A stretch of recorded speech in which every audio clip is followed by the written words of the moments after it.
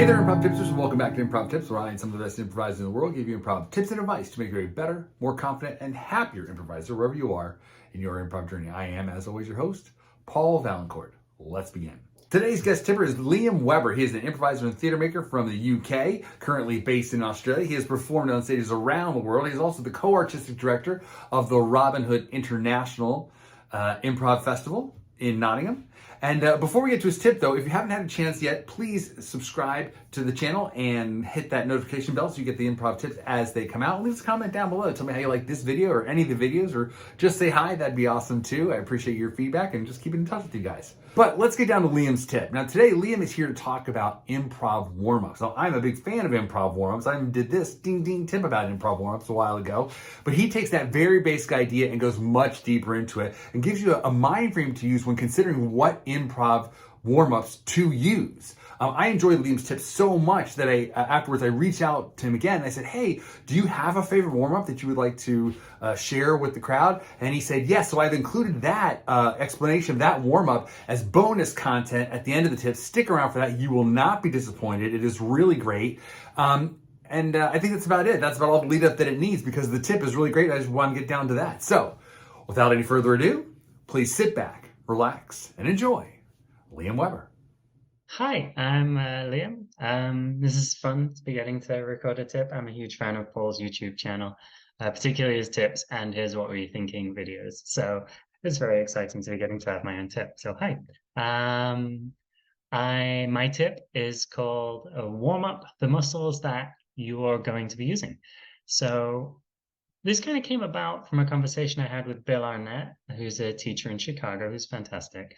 And we were just talking about warm-ups, and I really think warm-ups are important. And I know Paul has a video already on like warm-ups and how wonderful they are. And in that, he describes how they're great for bringing us into like the ritual space of the improv show, which I totally agree with. Like we warm up to create a kind of boundary between us and the real world that allows us to be creative and have fun without the nagging self-judgment that exists in the real world.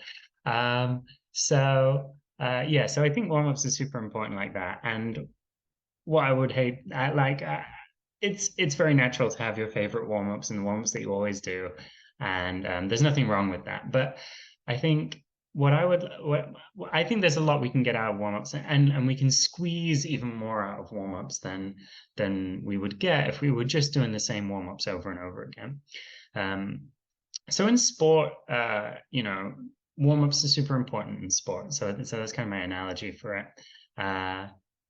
With sport, you don't warm up the same if you're a discus thrower than if you're doing the 100-meter backstroke, because you're using completely different muscles.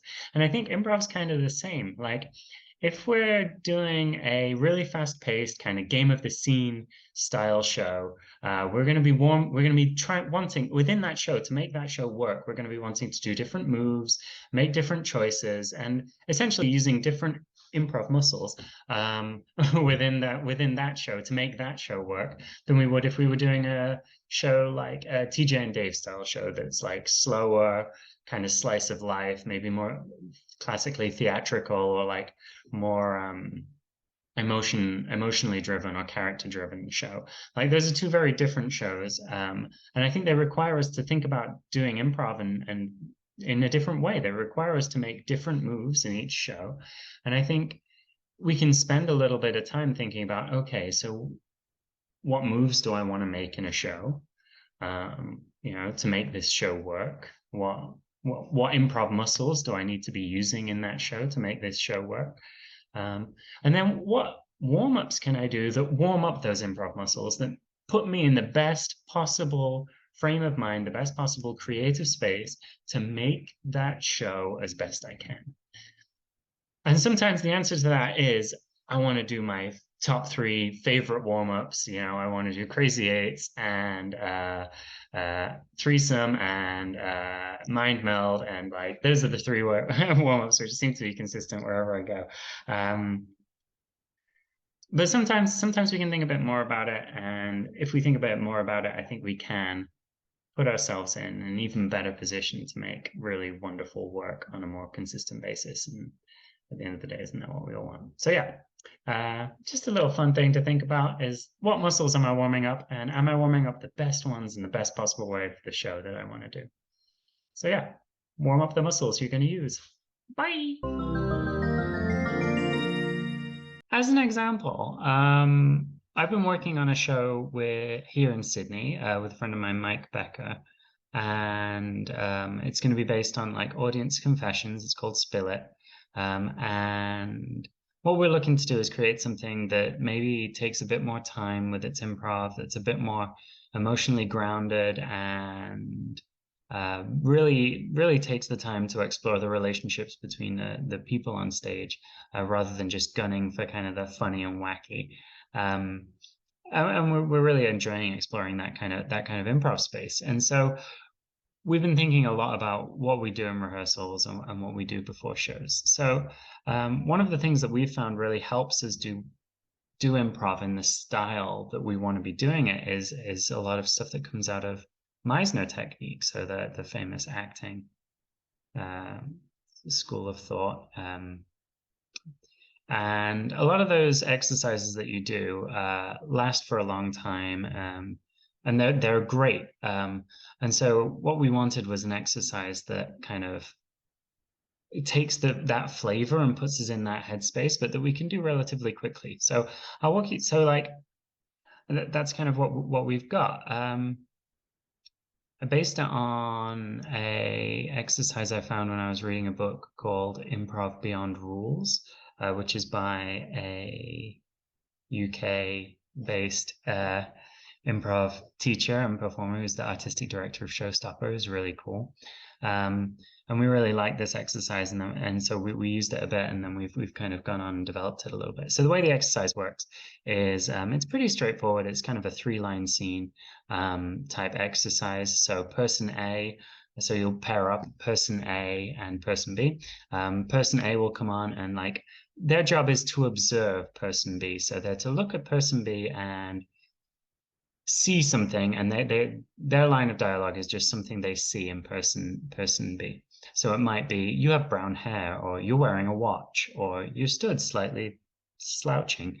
And the key is that it's an observation that's objective, not subjective. So we want to steer away from you look sad or you look happy, which are classic like Meisner starts to exercises. So you kind of want to steer away from that and just focus on like, what do I see? What is the basics of what I see?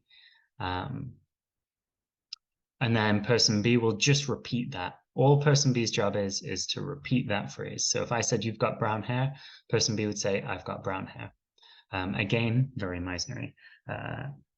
And then person A's job is to say what they saw in person B while they were responding. So person A might go like, person A says, you've got brown hair. Person B says, I've got brown hair. Person A says, you smiled a bit and touched your hair. And that's the whole scene. That's the whole exercise, is just that. And then you thank your partner and switch around, take it in turns the other way, find a new partner, all of that stuff. You can do it in a rope or around a circle, or however you prefer to do your exercises. The point of that warm-up is kind of twofold. One, it kind of gets us into that space of, I'm going to really focus on my scene partner. I'm going to take myself outside of my own brain and into the scene with my partner, which I find really helps. Just get me out of my head and I'm focusing where I should be focusing.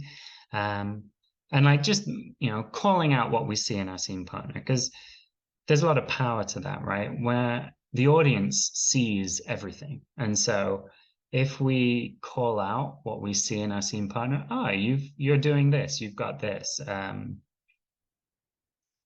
and the audience sees it too, we often get a huge response from the audience because they're like, oh yeah, I saw that too. So one, that's a really great muscle for us to work, because that's the kind of style that we want to be doing.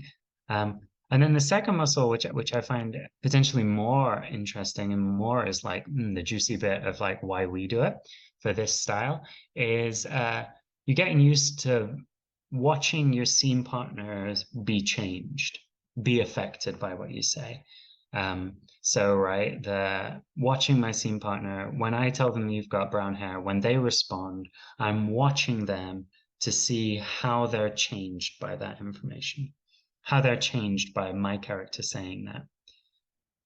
And that's huge. I think that's a really huge thing in improv, is like, and it says so much about the relationship and the dynamic between the two characters of, I'm witnessing how my character impacts your character, and then I'm calling it out. I'm making it part of the text of the scene, making sure that me and you are both on the same page, understanding our character dynamic.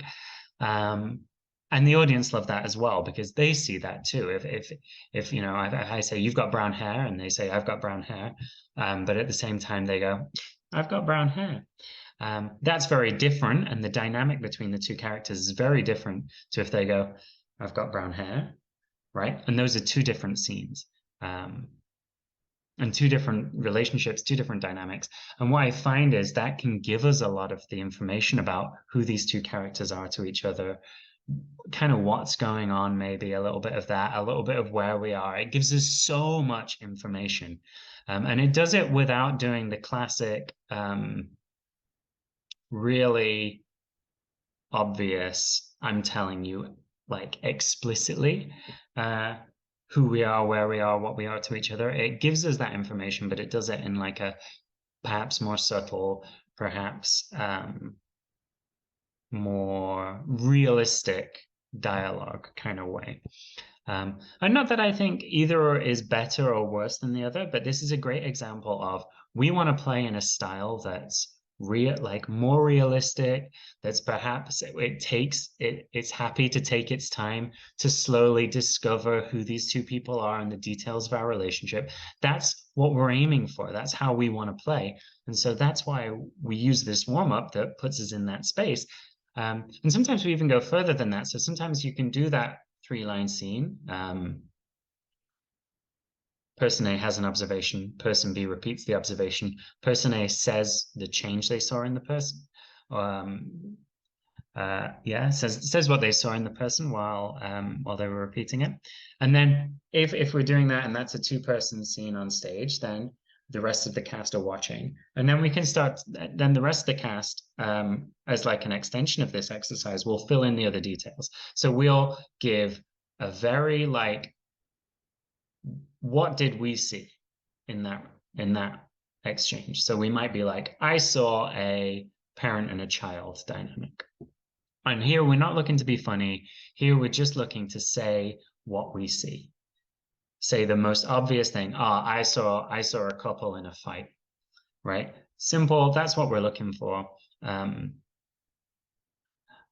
You know, we're not trying to be funny here. We're just trying to like find out the who, what, where, but in a more, I suppose, organic way than the classic 3-line scene exercise where someone comes on and says who the other person is, and someone comes, you know what I mean? It's just like a slightly more organic, and we find for our style of improv, that's a great warm-up. So yeah, that's the warm-up we do to warm up the muscles that we want to be using in our show. I personally would love to know if any of you have similar things or any thoughts. So please, make sure you comment on the video, because I'll be watching them like a hawk and hopefully be able to reply to you, and we can have a little chat, because I love finding out what people think. But yeah, thank you so much for watching, and thanks, Paul, for having me. Hey friends, thanks for checking out the video, and if you want to hear a little bit more, check out one of these 2 quality videos. And if you haven't done so already, please subscribe and follow us on social media. All the links are in the description down below, and let me know what you would like to see an improv tip about. Thanks for watching.